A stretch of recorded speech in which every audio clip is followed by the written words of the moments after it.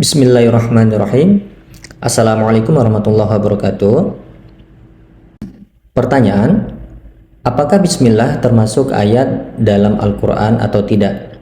Pertanyaan ini akan kita jawab berdasarkan kitab Rawai'ul Bayan Tafsir Ayatil Ahkam Minal Quran yang disusun oleh Syekh Muhammad Ali As-Sabuni rahimahullah. Beliau adalah guru besar Fakultas Syariah Universitas Ummul Qura Mekah. Di dalam Al-Quran surah An-Naml ayat 30, para ulama sepakat bahwa bismillah yang terdapat di dalam ayat ini adalah termasuk ke dalam ayat Al-Quran yang berbunyi Innahu min Sulaiman wa innahu bismillahirrahmanirrahim. Jadi kata bismillahirrahmanirrahim di sini termasuk sepakat para ulama, dia termasuk ke dalam bagian dari Al-Quran, yang artinya sesungguhnya surat itu berasal dari Sulaiman dan sesungguhnya isinya berbunyi dengan menyebut nama Allah yang Maha Pengasih lagi Maha Penyayang. Yang jadi pertanyaan, apakah bismillah termasuk dalam ayat surah Al-Fatihah atau bukan? Tentu bismillah yang dimaksud di sini adalah bukan bismillah yang terdapat di dalam surah An-Naml tadi. Kemudian pertanyaan kedua, apakah bismillah termasuk ayat dalam setiap awal surah? Sebagaimana kita ketahui, setiap awal surah kecuali surah At-Taubah itu diawali dengan bismillah. Pertanyaannya, apakah bismillah yang terdapat di awal surah tersebut termasuk ke dalam bagian dalam Al-Quran atau tidak? Tentu Syekh Muhammad Ali As-Sabuni rahimahullah memaparkan perbedaan pandangan atau perbedaan pendapat para ulama. Beliau memaparkan 3 mazhab atau 3 pandangan ulama. Yang pertama, mazhab Imam Syafi'i yang berpendapat bismillah termasuk satu ayat dalam surah Al-Fatihah dan juga dalam setiap surah. Artinya bismillah yang terdapat di surah Al-Fatihah itu termasuk ayat dari surah Al-Fatihah tersebut.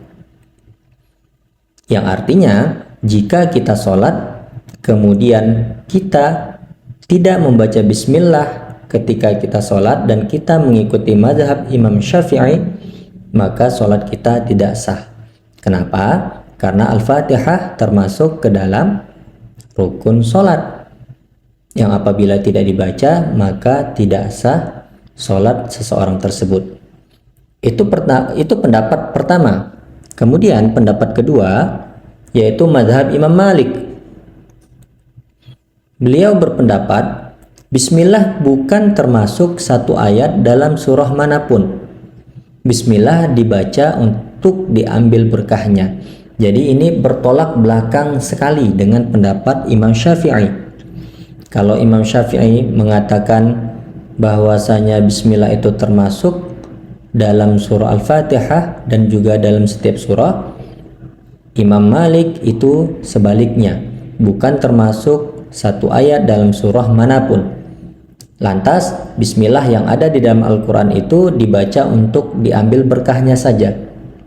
Sebagaimana kita ketahui, setiap amalan itu dianjurkan membukanya dengan mengucap bismillah. Kemudian pendapat yang ketiga yaitu mazhab Imam Abu Hanifah. Beliau berpendapat bismillah adalah satu ayat sempurna yang diturunkan untuk memisah antara surah. Jadi bismillah yang ada di dalam Al-Quran itu satu ayat sempurna sudah, bismillahirrahmanirrahim. Jadi itu menurut Imam Abu Hanifah itu satu ayat. Yang gunanya apa? Gunanya untuk memisah antara satu surah dengan surah yang lain. Kemudian Imam Abu Hanifah di madhab Beliau melanjutkan, tetapi bismillah bukan termasuk dalam ayat surah Al-Fatihah dan bukan pula termasuk dalam ayat surah-surah lainnya kecuali dalam surah An-Naml yang tadi kita bacakan di awal. Lantas, apa dalil yang menguatkan tiga pendapat tersebut? Yang pertama, kita akan bahas dalil mazhab Imam Syafi'i yang mengatakan bahwasanya Al-Fatihah itu termasuk ke dalam yang mengatakan bahwasanya bismillah itu termasuk ke dalam ayat surah Al-Fatihah. Dalil yang pertama yaitu hadis Abu Hurairah, Rasulullah Shallallahu alaihi wasallam bersabda, "Idza qara'tumul hamdulillahi rabbil alamin faqra'u bismillahirrahmanirrahim. Innaha ummul Qur'an wa ummul kitab wa sab'ul mathani. Wa bismillahirrahmanirrahim ahadu ayatiha." Rahud Darul Qutni. Yang artinya, apabila kamu membaca alhamdulillahi rabbil alamin, maka bacalah bismillahirrahmanirrahim. Sesungguhnya dia itu adalah ummul Quran atau induk Al-Quran, ummul kitab, dan as-sab'ul mathani, 7 ayat yang diulang-ulang. Dan bismillahirrahmanirrahim adalah salah satu ayatnya. Hadis ini diriwayatkan oleh Darul Qutni. Kemudian dalil yang kedua yang digunakan oleh mazhab Imam Syafi'i, hadis yang diriwayatkan dari jalur Ibnu Abbas radhiyallahu anhuma bahwa Rasulullah Shallallahu alaihi wasallam memulai salatnya dengan membaca bismillahirrahmanirrahim. Hadis ini diriwayatkan oleh At-Tirmidzi. Kemudian dalil yang ketiga, hadis yang diriwayatkan dari jalur Anas radhiyallahu anhu. Ia pernah ditanya tentang bacaan Nabi Shallallahu alaihi wasallam di dalam salat. Ia menjawab, bacaan Rasulullah Shallallahu alaihi wasallam adalah bacaan yang panjang. Kemudian ia atau Anas radhiyallahu anhu membaca bismillahirrahmanirrahim, alhamdulillahi rabbil alamin, maliki yaumiddin. Jadi sambil mempraktekkan Rasulullah Shallallahu alaihi wasallam memulai salatnya. Kemudian dalil keempat yang digunakan di dalam mazhab Imam Syafi'i, hadis yang diriwayatkan dari jalur Anas radhiyallahu anhu. Ia berkisah, suatu hari Rasulullah Shallallahu alaihi wasallam berada di antara kami. Tiba-tiba beliau mengantuk. Jadi Rasulullah Shallallahu alaihi wasallam ada di antara para sahabat. Kemudian Rasulullah Shallallahu alaihi wasallam mengantuk nih. Tetapi kemudian ia mengangkat kepalanya sambil tersenyum. Jadi Rasulullah Shallallahu alaihi wasallam mengangkat kepala seraya tersenyum. Lantas kami bertanya, yaitu para sahabat bertanya, apa gerangan yang membuat baginda tersenyum, wahai Rasulullah? Jadi para sahabat ini penasaran, Rasulullah kenapa tersenyum seperti itu. Lantas Rasulullah Shallallahu alaihi wasallam menjawab, tadi telah turun kepadaku suatu surah. Kemudian Rasulullah Shallallahu alaihi wasallam membaca bismillahirrahmanirrahim, inna a'tainakal kautsar fasholli li rabbika wanhar, inna syani'aka huwal abtar. Hadis ini diriwayatkan oleh Imam Muslim. Kemudian di mazhab Imam Syafi'i juga menggunakan dalil logika. Logika mereka dalam mushaf al-imam. Jadi ada mushaf al-imam atau mushaf induk, atau mushaf yang jadi pedoman umat Islam di awal. Jadi bismillah tertulis pada permulaan surah Al-Fatihah dan pada permulaan setiap surah lainnya kecuali surah At-Taubah dan At-Taubah atau surah Al-Bara'ah. Demikian juga dalam mushaf-mushaf salinan yang ditulis pada periode berikutnya yang kemudian dikirim ke kota-kota negeri Islam juga tertulis bismillah, dan hal itu sudah menjadi riwayat yang mutawatir. Jadi dari zaman dahulu sampai kita sekarang kita lihat semua Al-Quran itu pasti ada di dalamnya tertulis bismillahirrahmanirrahim. Dan perlu diketahui, para sahabat mereka tidak akan memasukkan di dalam Al-Quran sesuatu apapun yang bukan Al-Quran. Ini kita sudah sepakat, tidak mungkin. Jadi apabila bismillah terdapat dalam surah Al-Fatihah dan di permulaan surah-surah seperti dalam mushaf aslinya, itu menunjukkan bahwa bismillah merupakan satu ayat dari setiap surah di dalam Al-Quran. Jadi mereka beranalogi seperti itu, dan ini adalah dalil logika yang digunakan di mazhab Imam Asy-Syafi'i. Kemudian dalil yang digunakan di mazhab Maliki, yang pertama hadis yang diriwayatkan dari jalur Aisyah radhiyallahu anha, ia berkata Rasulullah shallallahu alaihi wasallam membuka salat dengan takbir dan membuka bacaannya dengan membaca alhamdulillahi rabbil alamin. Jadi tanpa bismillah. Hadis ini diriwayatkan oleh Imam Muslim. Kemudian dalil kedua, hadis yang diriwayatkan dari jalur Anas radhiyallahu anhu, ia berkata shallaitu khalfan nabi sallallahu alaihi wasallam wa Abi Bakar wa Umar wa Utsman fakanu yastaftihuna bilhamdulillahi rabbil alamin la yadhkuruna bismillahirrahmanirrahim fi awwali qiraati wala fi akhiriha, yang artinya saya sholat di belakang Nabi sallallahu alaihi wasallam, Abu Bakar, Umar, Utsman, maka mereka membuka sholat dengan alhamdulillahi rabbil alamin, dan mereka tidak menyebutkan bismillahirrahmanirrahim pada awal bacaan dan tidak pula pada akhirnya. Kemudian dalil ketiga di mazhab Imam Malik, hadis yang diriwayatkan dari jalur Abu Hurairah radhiyallahu anhu, ia berkata, aku pernah mendengar Rasulullah Shallallahu alaihi wasallam bersabda, yang bunyinya, jadi ini hadis qudsi ya.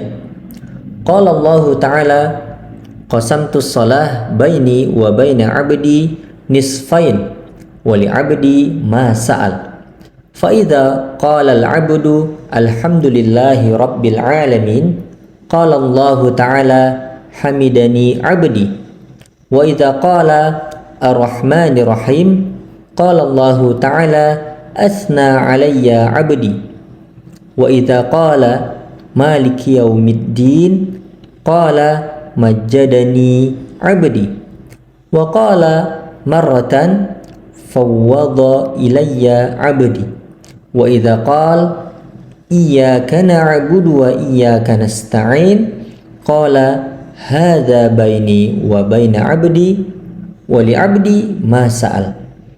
Fa idza qala ihdinas siratal mustaqim siratal ladzina an'amta 'alaihim ghairil maghdubi 'alaihim waladdallin, qal hadza li'abdi wa li'abdi ma sa'al, yang artinya Allah Ta'ala berfirman, aku membagi salat antara aku dengan hambaku dua bagian, dan hambaku mendapatkan apa yang dia minta.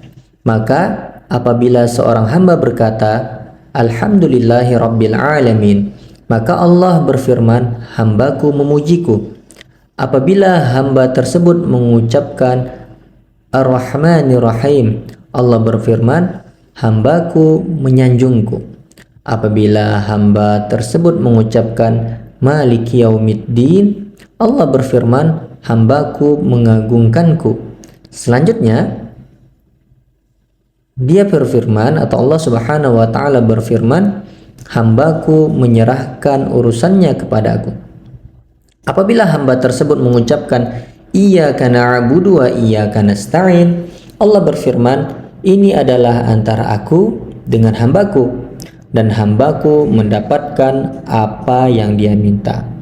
Kemudian apabila hamba tersebut mengucapkan ihdinas siratal mustaqim siratal ladzina an'amta 'alaihim ghairil maghdubi 'alaihim waladdallin, Allah berfirman, ini untuk hambaku dan hambaku mendapatkan apa yang dia minta. Hadis diriwayatkan oleh Imam Muslim. Jadi adapun tulisan bismillah di permulaan setiap surah hanya untuk keberkahan, demi melaksanakan perintah agar memulai segala sesuatu dengan bismillah. Benar bahwa penulisan bismillah dalam setiap surah menjadi riwayat yang mutawatir. Tetapi kalau berbicara apakah bismillah termasuk ayat dalam setiap awal surah atau bukan, maka riwayat mengenai hal ini justru tidak sampai pada tingkat mutawatir. Jadi Imam Malik menjawab pernyataan di mazhab Imam Syafi'i tadi, yang mereka menggunakan dalil logika yang mengatakan bahwasanya penulisan bismillah dari awal sampai sekarang di dalam Al-Quran atau mushaf Al-Quran itu memang mutawatir. Tetapi kalau berbicara apakah bismillah termasuk ayat dalam setiap awal surah atau bukan, maka riwayat mengenai hal ini justru tidak sampai pada tingkat mutawatir. Artinya mereka berpendapat bahwasanya adanya bismillah di situ untuk apa? Untuk diambil keberkahannya. Jadi demi melaksanakan perintah agar memulai segala sesuatu dengan bismillah. Allah. Kemudian yang ketiga, dalil mazhab Hanafi. Yang pertama, kunna la na'rif inqidha' as-surah hatta tanzila bismillahirrahmanirrahim. Jadi Rasulullah SAW bersabda, kami dulu tidak mengetahui selesainya atau akhir dari suatu surah hingga turun bismillahirrahmanirrahim. Hadis Abu Daud. Yang ini pendapat Abu Hanifah bahwasanya bismillah itu bukan termasuk ayat dari surah manapun, tetapi dia ayat tersendiri yang fungsinya untuk membatasi antara satu surah dengan surah yang lain. Kemudian dalil selanjutnya dari mazhab Abu Hanifah, guru kami Syekh Abu Al-Hasan Al-Karakhi meriwayatkan bismillah tidak dibaca keras, oleh karena bismillah bukan ayat Al-Fatihah. Maka seperti itulah hukumnya dalam setiap permulaan surah-surah yang lain. Kemudian Al-Karakhi melanjutkan ulasannya, di antara dalil-dalil yang menunjukkan bahwa bismillah bukan ayat pada permulaan surah-surah dalam Al-Quran adalah, di antaranya adalah sabda Nabi SAW yang berbunyi, inna suratan minal Qur'ani thalathuna ayah syafa'at li rajulin hatta ghufira lahu wahya surah tabarakallazi biyadihil mulk, yang artinya sesungguhnya ada satu surah di dalam Al-Quran yang terdiri dari 30 ayat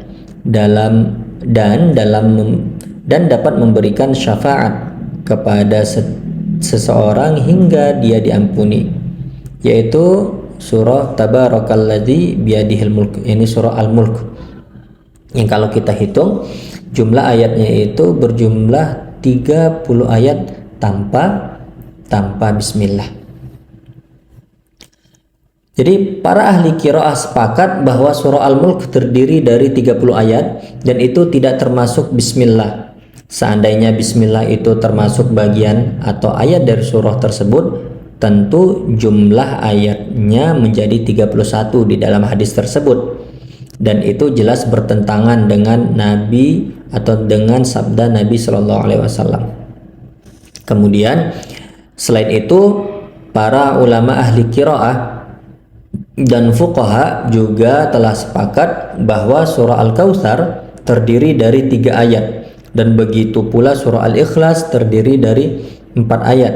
Jadi kalau bismillah termasuk ayat dari surah-surah itu, tentu akan lebih dari itu jumlah ayatnya. Kemudian dari beberapa pendapat ulama tadi yang telah memaparkan hadis-hadis yang digunakan oleh setiap madhab, penyusun buku yaitu Syekh Muhammad Ali As-Sabuni rahimahullah itu memberikan tarjih atau kecenderungan atau condong beliau terhadap pendapat yang mana di antara tiga pendapat tersebut. Jadi menurut beliau, setelah menampilkan dalil-dalil dari masing-masing mazhab, kami berpendapat barangkali pendapat mazhab Hanafi yang paling kuat. Dalam masalah ini, mazhab Hanafi adalah mazhab yang netral di antara dua pendapat yang saling bertentangan.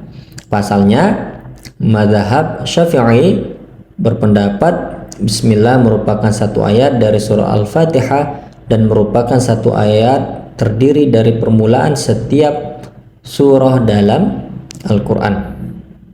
Sementara itu, mazhab Maliki berpendapat bismillah bukan ayat dari surah Al-Fatihah dan bukan pula dari setiap awal surah-surah dalam Al-Quran.